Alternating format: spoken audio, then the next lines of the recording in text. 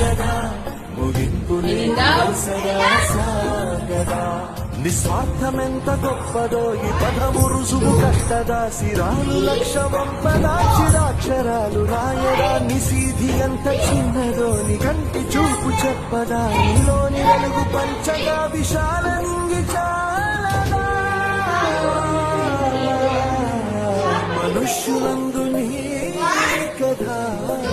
మహర్షిలాగా సాగదా మనుష్యులందు నీ కథ మహర్షిలాగా సాగదా